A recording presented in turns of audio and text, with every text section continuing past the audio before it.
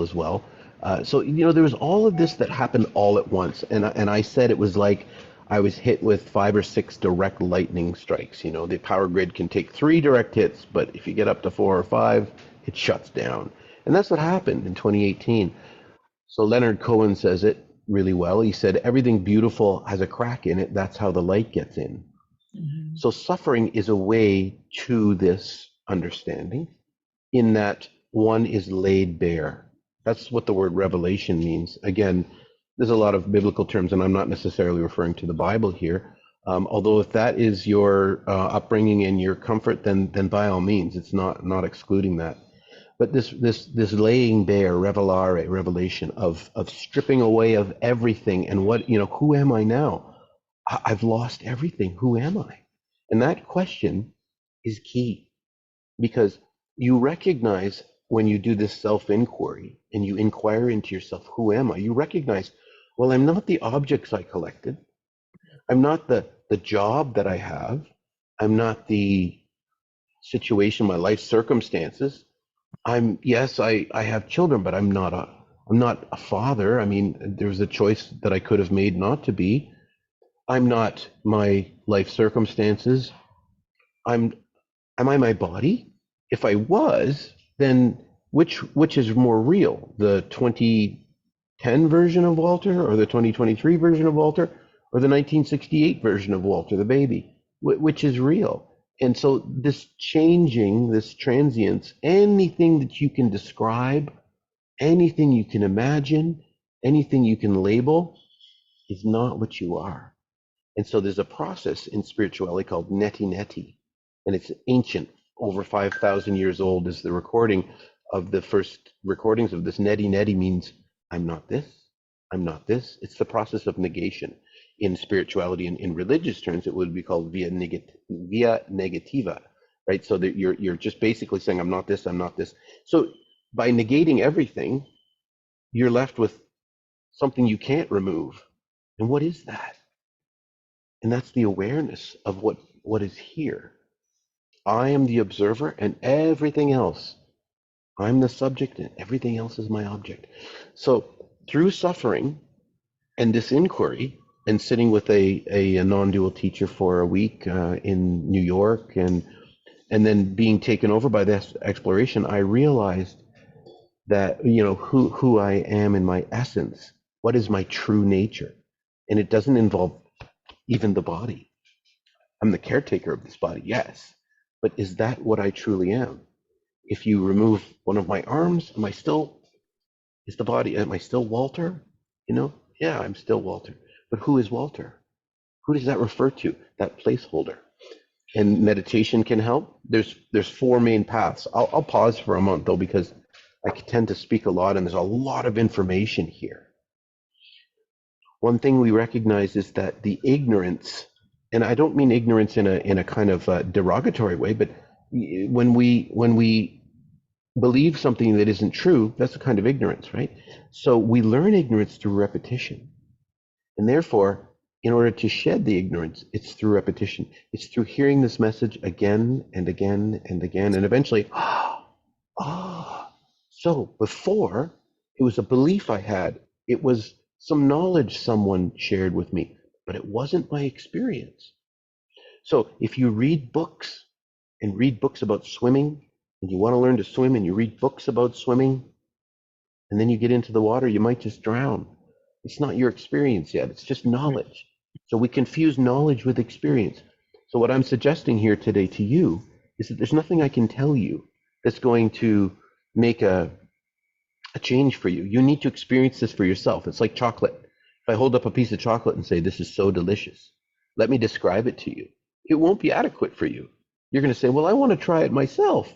Say, oh, no, it's my chocolate. So you'll never know the taste of chocolate unless you actually try it. And that's what this is pointing to. This communication is that you make this your experience through some of the simple practices that I'm going to share with you a little bit later on. Dorothy, did you have a question? I saw your hand. Yeah, I was just wondering, you call this non-duality, but it sounds like mindfulness, and John Kabat-Zinn and Eckhart Tolle, and I wondered how this is different. without Mm. getting too far off your talk. Yeah, no, this is all relevant, and as I say, this process is driven by questions and comments. So I appreciate that.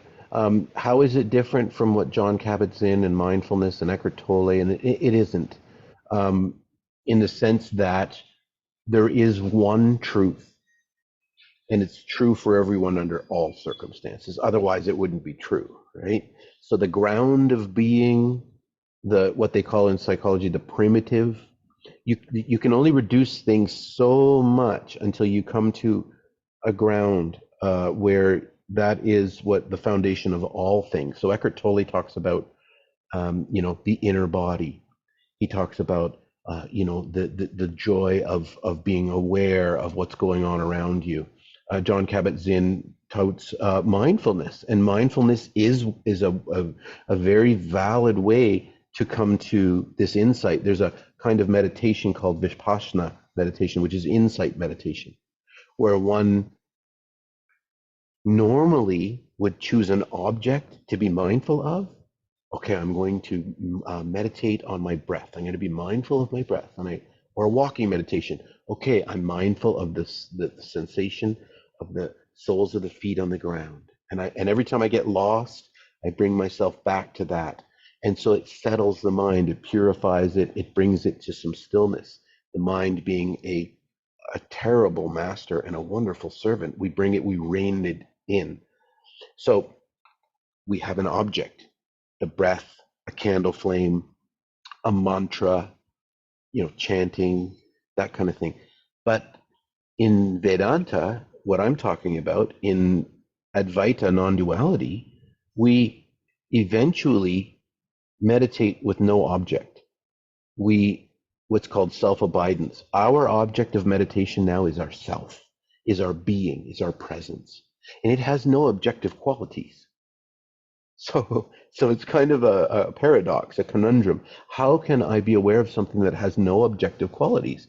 The mind is for contrasting, weighing, measuring, comparing, describing. All the language that we have that we use is all about duality. I see this, I see that, that's big, that's small, that's red, that's blue. But what we're talking about here is discovering your essence, your presence that you are, and being aware of that 24/7. And this is what's commonly called awakening or enlightenment, is to be aware of what you are.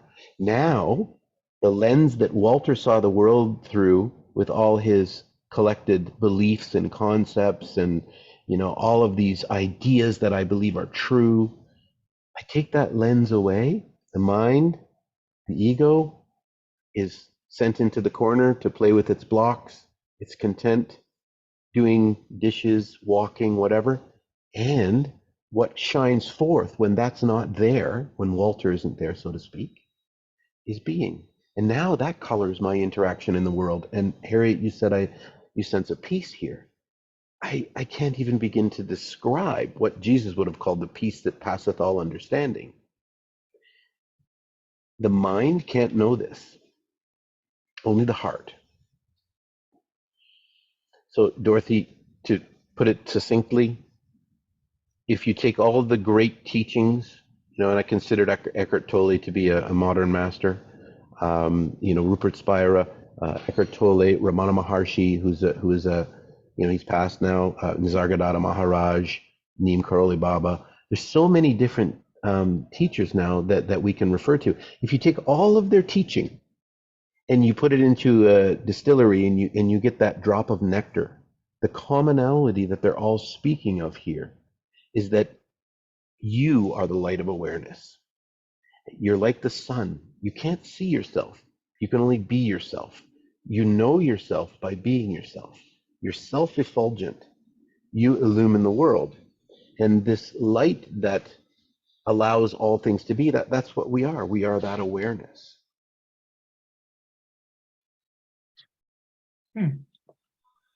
Well, I think John Kabat-Zinn would say, or I have read that he said, that make your life a meditation. Yes, that's right. So I'm meditating now. Yeah. It's ongoing. It never stops. It never ceases. Everyone's meditating all the time. Everyone in this meeting and everyone else on the face of the earth right now is meditating. Animals as well. But what are they meditating on? You know, is the crow or is the robin that I see outside bobbing around looking for worms in the rain? Is it thinking about anything right now, or is it just existing? Is it just being? Is it just a flow of existence, like a baby coming into the world? The baby has no labels for anything. The baby has no experience whatsoever, and everything is unknown, and it's all amazing. And this is consciousness streaming through this being, this point of view of consciousness that has no experience. What is all this? And so, again, you know, it's been said that you need to become like a child again in order to see things as they truly are. And we get glimpses of that when we're with young children, right? It's true. And you watch them look for the first time at something, Yes. and you get to enjoy that with them. Yeah. It can be transcendent. There's a number of things that will stop your mind. So the mind is like a ceiling fan, spinning so fast, so fast. It's got so many things to do, so many places to be. What about this? I'm worried about this. Oh, I regret that I did that. All of this stuff going on. And so meditation can be an opportunity to slow the ceiling fan down so you can start to see, hey, there's gaps there. What's in between those gaps of the blades? Well, that's where creativity comes through. That's where self-knowledge, self-realization comes through the gaps when it slows down. So when we unplug the fan, as we're doing here today in this discussion, whether you understand what's being spoken of here or not it doesn't matter, because it isn't on the level of mind that I'm speaking here. I'm talking about something the mind can't ever grasp. Once we unplug that ceiling fan and it starts to slow down, we start to feel that peace. But it's not coming from out there. You know, as a police officer, the sky may be falling, the world may be, I might be in the middle of a gunfight even, who knows? But the peace is there too. It's there too, because it doesn't come from out there. It's not dependent on the world anymore. It's here. It's only ever always been here. And it's revealed, Harriet, as you say, when you're playing with a child, a child, a grandchild, and they're so present. And, they have a cardboard box from the new refrigerator and they've painted it. And now you're going into outer space in that box. And you're with them on it, right? Their imagination is incredible. They're not bound by the same ideas and concepts and beliefs that we've collected over the years. They haven't got to that point of identification yet. And so we feel at peace when we're around them. A near-death experience can have the mind fall. A transcendent experience, the birth of a child, a grandchild. Everything stops. What else matters? What story can you tell about this in this moment? I have nothing to say. It's just beautiful. So the invitation, the claim here, and it's only a claim unless it's your experience, is that you can know this peace 24/7. You can know this peace, and you can know, when I say know, I don't mean understand, I mean experience this constantly. It's the end of suffering, really. Is suffering the journey, though, to get there? It's one of the portals. Suffering is a very common portal where somebody will get to the end of their rope. And unfortunately, we see in today's day and age that people choose suicide and they choose other options like, I can't deal with this. And so they turn to drugs or alcohol. And it's all in an effort, again, to be happy.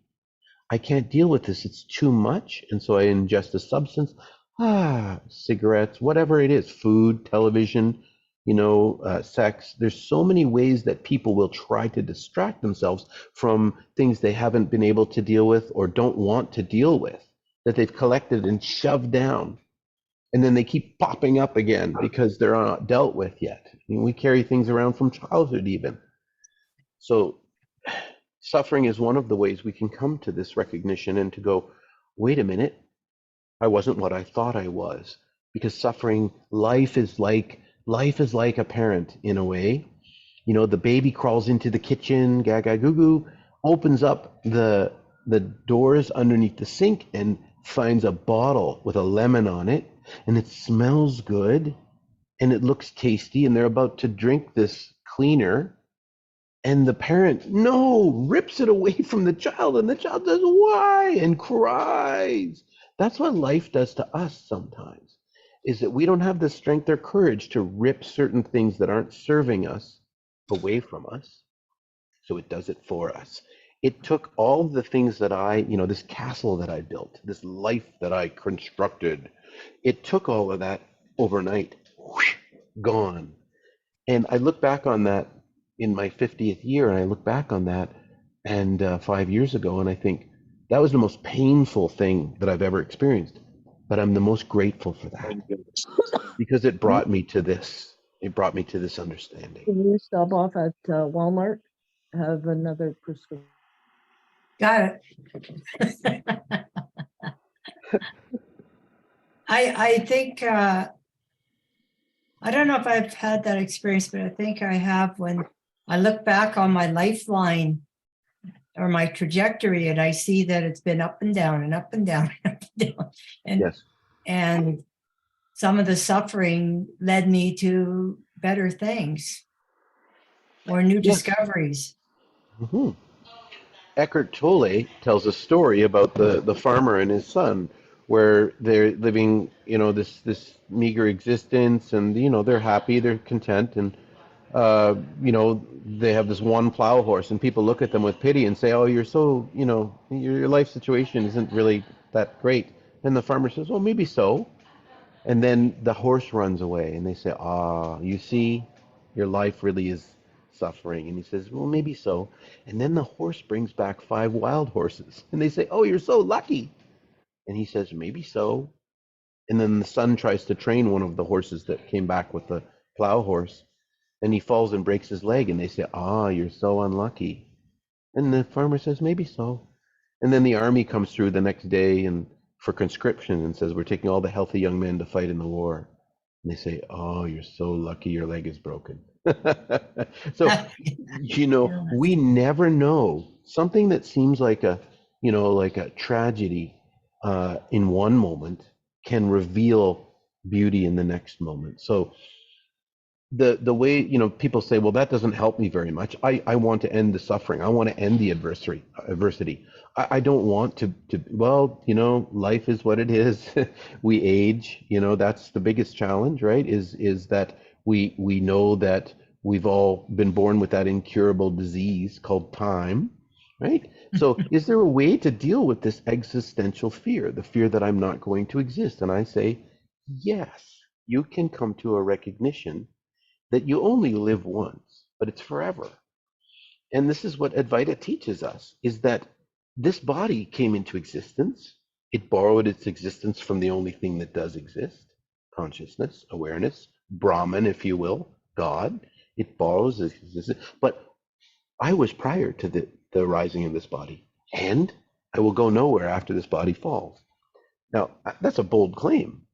And I don't expect you to believe me. I would say that it would be a disservice to you if you believed that. You need to come to this experience. And that's what this discussion is about.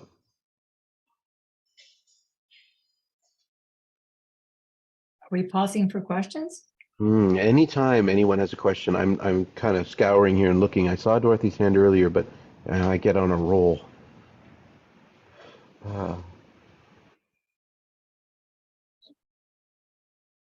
So this path of Barney. Do you have actual techniques or breathing or that gets you to a certain place, or does it just happen for you? Yeah, that's a great way of phrasing it, that gets you there. And yes, there are practices and techniques that we can employ, but let's just first of all recognize that we're all already there and always have been. We couldn't be anywhere else. And I know that this is kind of semantics, but it's important to recognize that there is no distance to travel. You are what you are, and you couldn't be any otherwise. So it's not about collecting anything. It's not about going somewhere. It's not about learning at all. Although learning is necessary at first, it's kind of like building a raft that gets you across the river. And once you get across the river, you don't need the raft anymore. You just pass it back for somebody else, maybe. So that's what this knowledge is. So yes, what the techniques and practices do is to help purify and steady the mind, and the mind is always seeking. So if we leave it up to the mind to find the answer, it will either say, I don't know what he's talking about, or it'll say, I got it. And in both cases, it's wrong. The mind cannot grasp this. So the techniques and practices are to relax the mind so that it is brought back under control and it's put in its kind of rightful place. And then the creativity that comes through, the spontaneity that comes through, the genuine interactions with apparent others are beautiful because there's no judgment here.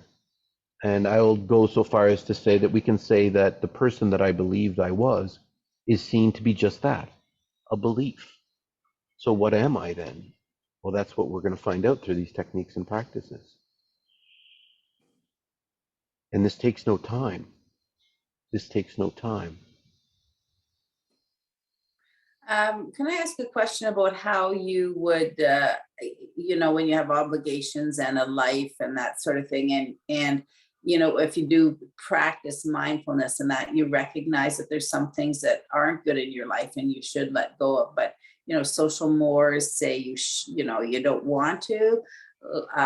Do you just learn to deal with it and can find a new path even with those people or situations, but have some mindfulness, or does your mindfulness allow you to be selfish and let go of some things that you should let go of? Mm-hmm, mm-hmm. So silence is the greatest teacher in the sense that it will give you those answers, not in words, of course, but you will be moved to move in a certain direction. Um, the social mores, that we must cry sad tears at a funeral and cry happy tears at a wedding, and all of the conventions that society says, in these situations you shall do this, or we're going to look at you and we're going to think you're strange. So I've let go of all of that. I mean, it was necessary as a police officer who is undertaking this role as a mobile crisis kind of wellness person to shed that bravado, that ego that you might have seen in policing in days gone by. I don't care what I look like to my coworkers or anybody for that matter. If someone needs a hug, they're going to get a hug. If they are open to a hug and that's going to make a difference, that's what's going to happen. And that's not something you see very often. So it's a complete, Bonnie, it's a complete letting go of any way that I think things should be. It's a vulnerability to the point where, like the Rudyard Kipling poem, if you can stand when everyone else is thinking that you're wrong and you can move forward in this, then you'll have achieved something. So it's about letting go of expectations, of outcomes. It's about letting go of any of the conventions or mores that you might have collected over the years. I have told my boys who are 22 and 19, I told them, I'll be a father when I need to, but when I don't need to, I don't know what I am. I'll be whatever the moment asks for. I'll be whatever the moment asks for. So I am, as Eckhart Tolle said, be a yes to the universe. So it's not a yes that I'm going to be a doormat and say yes to everything that people ask of me. It's a yes to this moment. So if I drop my coffee on the floor and I spill my coffee, yes, that's what happened. I'm you, as Byron Katie said, you can argue with reality, but you'll only be wrong 100% of the time. We can't unring a bell. So when it comes to certain situations and knowing what to do, silence is the answer. And I'm not just talking about sitting in a dark room on a cushion with incense. I'm talking about moving through the world without any preconceived ideas of how one should be. And then you can be whatever the moment asks for. Is there anything in there that I missed, Bonnie, that you were asking? No, I know. I think that helps. It's in those moments where, you really don't want to do something or be with someone, or you want to reduce a friendship with someone, but, there's connections and that, so we tend to sort of maneuver around those situations. Yes. particularly with family, but how do you maneuver, you know, this Yeah, silence is a really good thing. But I know what you're saying, like silence beforehand to sort of get to your own being so that you're comfortable with what you do. absolutely. So when you discover who you are, it's like it's like we're running around and we're treating the branches and the leaves on the tree, family, work, finances, relationships, and we're engineering a life, and we're treating the trees and the branches. What we're talking about here is going to the root of the tree. And when you nourish the roots, then everything flourishes. You don't need to pay special attention to this aspect of your life or that aspect of your life. Everything seems to just fall into place. Everything does fall into place, and everything becomes more beautiful and more easy. There's an ease to everything. You ease into everything. It's just and people sense it. I found a profound difference in policing now when I go to a call where someone's in crisis. We say our reputation precedes us, but I say our presence precedes us. As I'm on my way to the call, it's I don't even need to think that my intention is to do good in the world. That's just what is coming out now. When you're informed by bliss, by joy, by peace, when you recognize that's what you are in your nature, everyone else senses that around you. And things tend to really calm down. So relationships with family get easier. And it might be that they are very confused by your lack of engagement. And they might say, what do you think about this? And you'll say, well, I'm not sure. What do you think? They say, well, you have to have an opinion. But the beauty is you don't have to have an opinion, right? Um, Expectations to outcomes, beliefs of how things should be. Engineering a life takes so much energy. It's exhausting. And it's part of building an identity that you hold up to the world and say, this is me. And we have to defend that identity. We have to keep it up. And when someone, challenges it, we need to challenge them back. But if you don't have an identity, then it's like in the martial arts, when someone pushes on you, if you're not there, they're going to fall headlong, right? There's no resistance here whatsoever. People, you might imagine in my job, they call me names and they say awful things trying to get a rise out of me. And I'm still trying to find that unique person that's able to offend me. I haven't been able to find them yet. It's beautiful. They're acting out of their fear and suffering. It has nothing to do with me. I love that. Mm.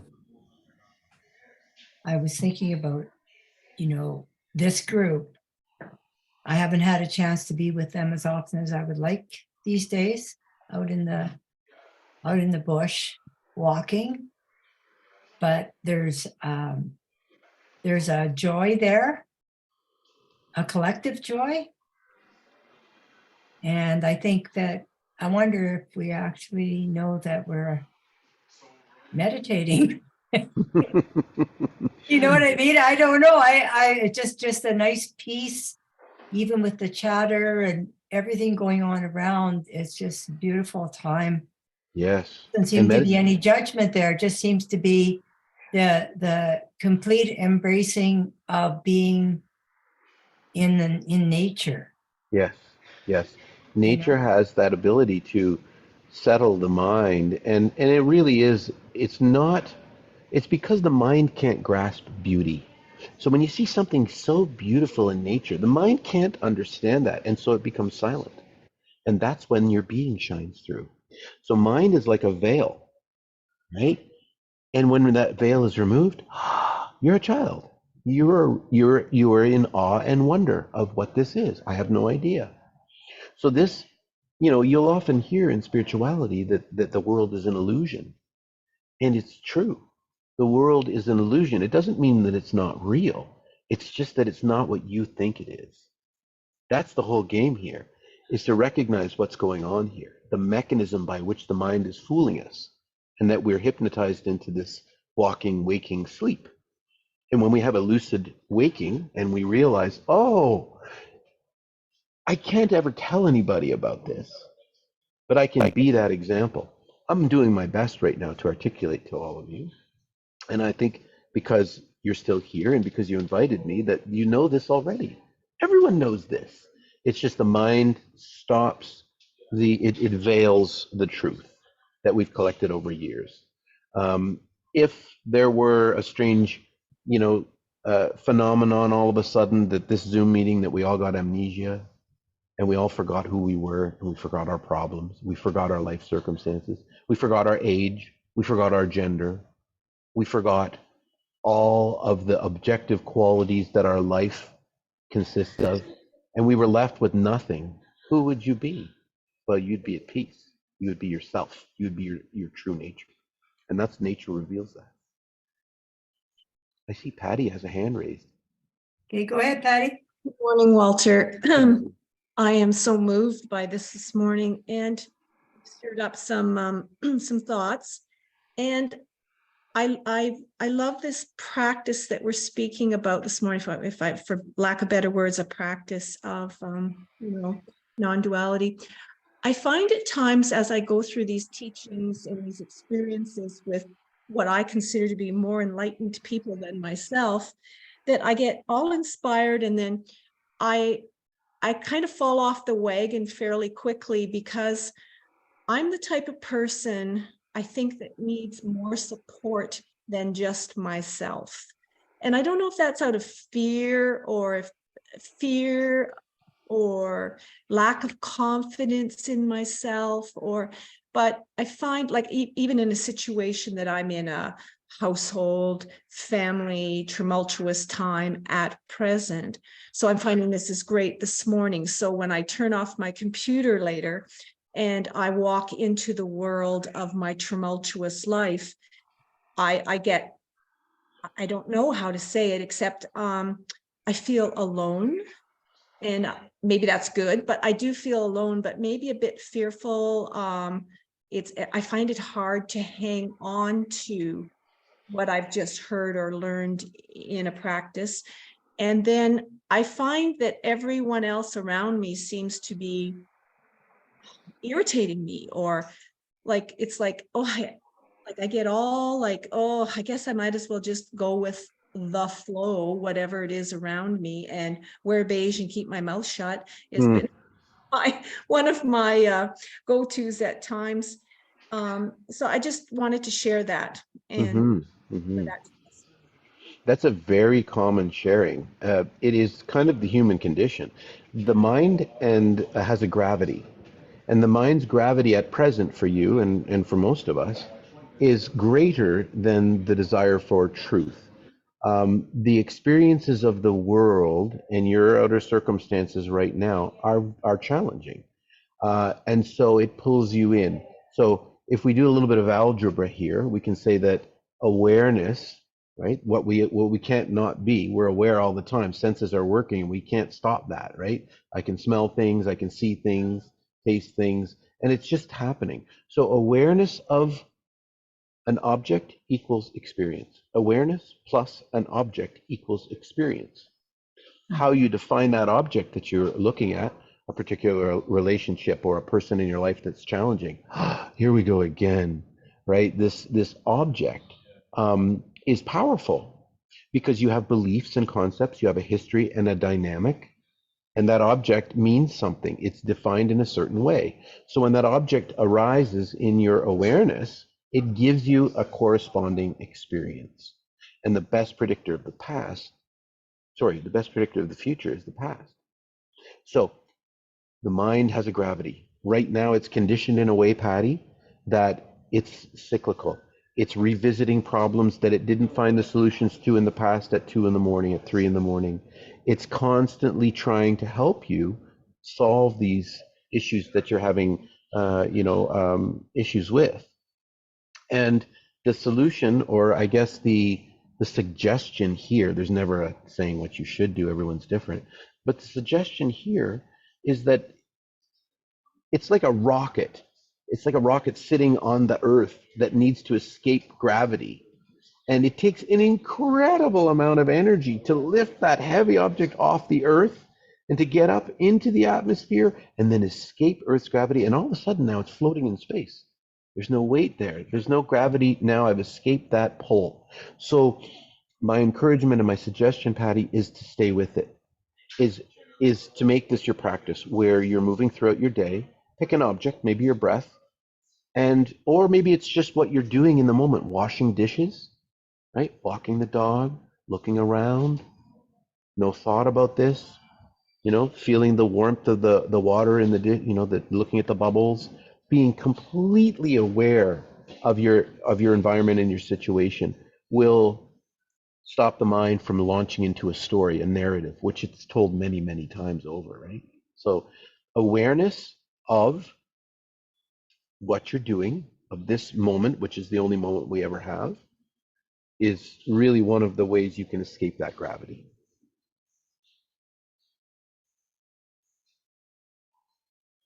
Maybe I can read a poem about that right I now. think you better, because we only have 15 minutes left. Okay. This has been so interesting, Walter. Thank Mm. you. Thank you so Oh, much. I'm you're on so just the welcome. poetry. Oh, yes, you're so welcome. So, adversity. I think I'm not sure, Harriet, but you had mentioned a couple. I think adversity might be one of the poems you mentioned. What page is that on? I'm just That's curious. on page 36. Okay. If anyone's interested, you'll see in my name and my picture here, beingwalter.com. If Yeah. you go to that website, it's my website, you can find all these poems there, and you can hear me read them as well if you click play on the poem. So if you search for adversity on that website, you'll find that poem and you'll hear me read it. There's dozens and dozens of new poems on there as well. So the book is just convenient because you can keep it wherever you want. So adversity. Faced with each adversity, truth will not negate the challenges that appear to us, but will transform how we relate. Remaining still as life unfolds, in silence, beyond mind, we meet each seeming obstacle, resistance left behind. Suspended within infinity, this body held by grace, our expectations and entitlements lose their lofty place. Experiencing pain in any form grants a chance to see that suffering is optional, and with this we are free. Make use of every stumbling block that the mind may term unfair. Find refuge in eternal self, that not as two we share. So in this poem contains a great teaching, is that regardless of the circumstances, if you became the most enlightened being in the world, it wouldn't change the fact that challenges will come for you, but it transforms how we relate to them because we don't have expectations to outcomes. We allow things to be as they are, and then right action arises. So suffering is contained within one thought. Suffering is contained within one thought, and that is, I don't like this. I don't like what's happening. I want something different. That's suffering. It's resistance. Got a Dorothy? cat, Dorothy? Yeah, I read in the Book of Joy, I think it was the Book of Joy, the Dalai Lama, I think, said, accept the thing as if you chose it. Yeah, beautiful. Absolutely. That's true. I mean, you round the corner and you see your house is on fire, right? You say yes to that, and in that yes means you're running to get a bucket of water, right? It doesn't mean that you're oh, I chose for my house to be on fire. No, I accept that that's what is. What is trumps what should be, what I wish had happened, what I want to happen. If you become, if you, as I say in one of my poems, I say you jive with the now. If you jive with the now, your life becomes so easy. Mm. I think I'm thinking of remuneration, when I catch myself holding on to something that's happened that has nothing to do with me, really, I get myself into deep trouble, and, Yes. and mentally and physically. And usually it has a lot to do with what I expect other people to do, Yeah. not me. Yeah. And Other, the thing is, I'm the one that's got the problem, mm, because I it, won't let go. it's And, true. that has got me into trouble in various stages of my life, but I'm Yeah. just saying it out loud. and making Hmm. myself vulnerable in the process. Welcome to the club, Harriet. Welcome to the club. That's been the human condition, right? Now, the beautiful recognition of non-duality is that there are no others. Each apparent other, you, Harriet, and Dorothy, and Bonnie, and Lindsay, and Joan, and Jill, each of us, apparent separate people, are points of view of the one. So I see, colored through my lens of experiences, the world in a way, a certain way. I, consciousness, am filtered through Walter, and I'm having an experience, the Walter experience. Harriet sees the world a certain way through her lens of experiences and beliefs and resistances and concepts. But it's the same consciousness looking through out your eyes, Harriet, as looking at Walter's eyes. There is one shared being. So imagine that you have this clay pot, and you turn it upside down, and there's a candle in the middle of it that's lit, and there's holes in the clay pot, myriad holes, an infinite number of holes. The light, the same light that's in the center, the one light that shines through each of those holes, it's the same light, but each of those holes is a unique shape, and so it casts a different shadow or a different light on the wall. So that's non-duality. It's not two. There are not two beings here. So when we encounter a quote, an other, we're only ever speaking to ourselves from a different point of view. And that's the beauty of this existence, is that I look at all of these rectangles with these faces, and there's no one else here. There's nobody but me. And from your perspective, there's nobody but you. Once this recognition sinks deeply as your experience, all you can do is just laugh. Because it's such a cosmic joke, and we are the punchline, Yeah, thinking we're separate. We think we're separate. We're not.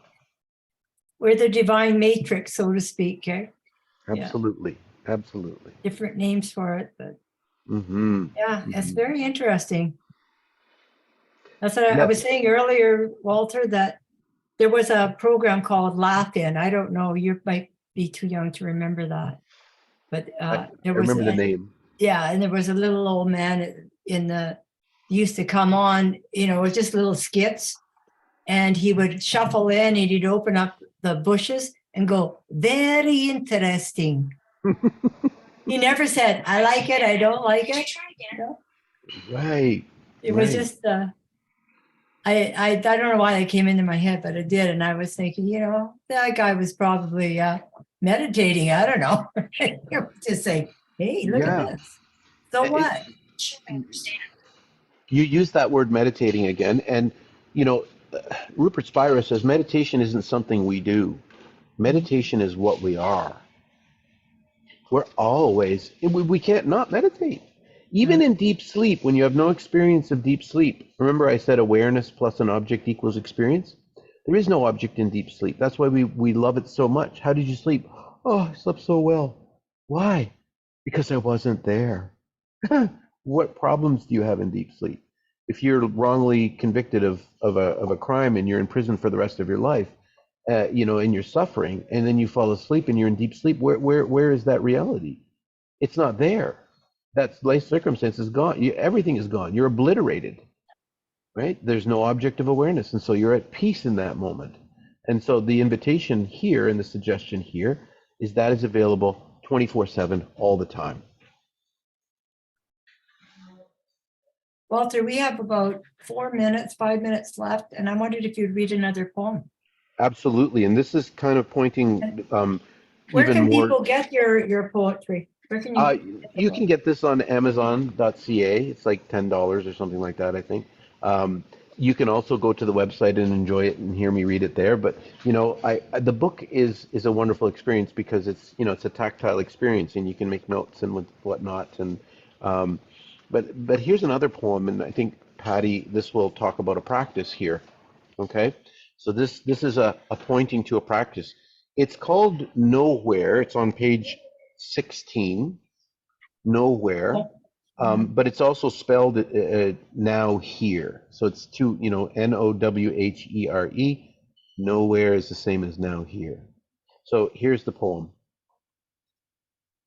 And think of this as kind of a practice. So, preparing a meal with the exacting precision of a surgeon operating to save a life.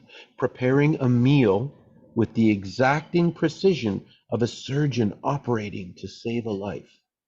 Eating the meal with the rapt attention of a skydiver packing their parachute. Washing the dishes with the delicate care of an archaeologist unearthing ancient fragments. Preparing tea with the unwavering focus of an artist finishing a masterpiece.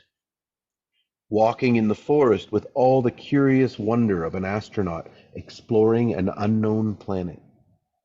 Attention to now with the complete openness of awareness, aware of awareness. Welcome to nowhere. So Mm. when this dawns, and it will, it's everyone's destiny. It's your birthright. It's what you are. When this dawns, there's no division between work and play anymore. That's an idea. That's an arbitrary idea in the mind. It's all play. It's all lila, the divine play. So we've only scratched the surface here today. I'd love to speak more about this. I have no greater passion than speaking about this, because if it's going to bring someone peace, then that's wonderful. Maybe next time we can Yes. talk about the 4 main paths to self-realization.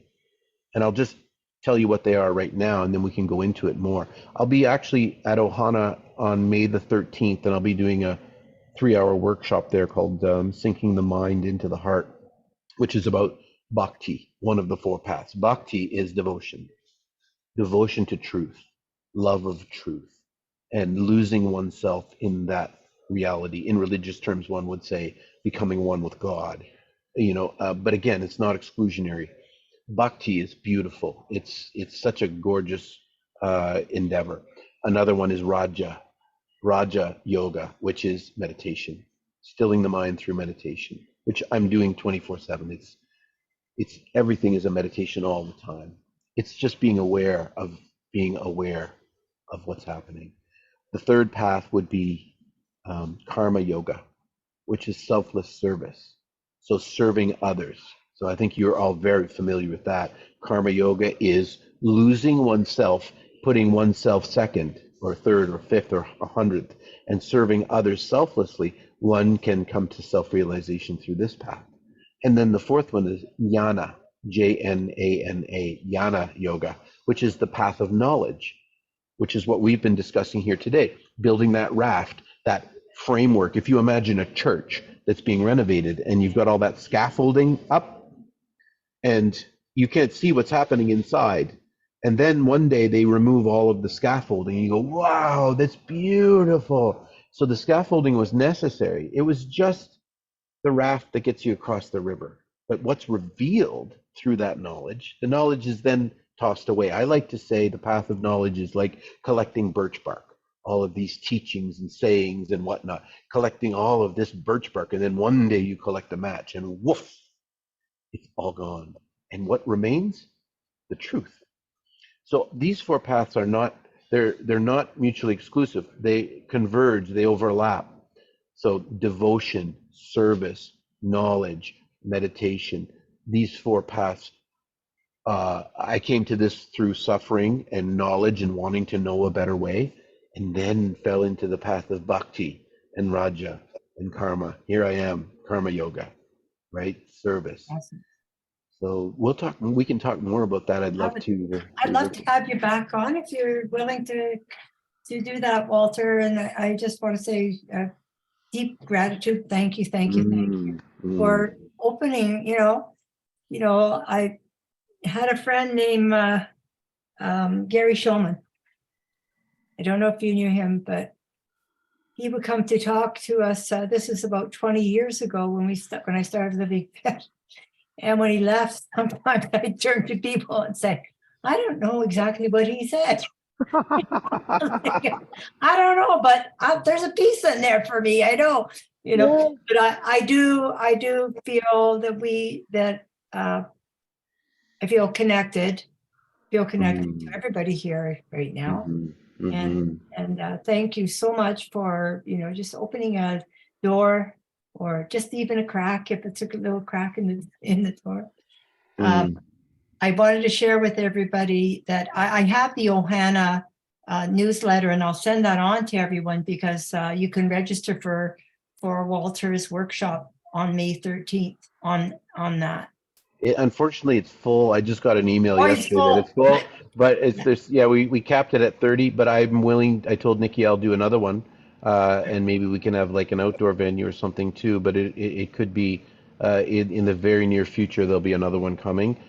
This is Patty said, I feel like I'm doing this alone sometimes, and what this is called, what we're doing here is called satsang, and it means a community that's interested in truth, the community that loves truth.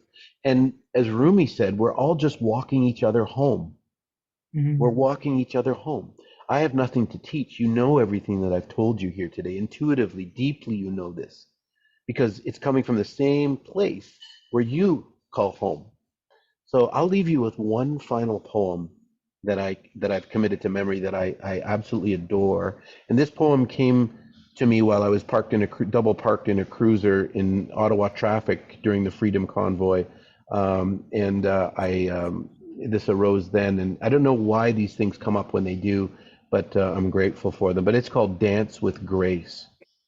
And I'll do it from memory, so forgive me if I take a moment, but our obsession to collect results in the neglect of a treasure beyond measure as we run from pain while seeking pleasure.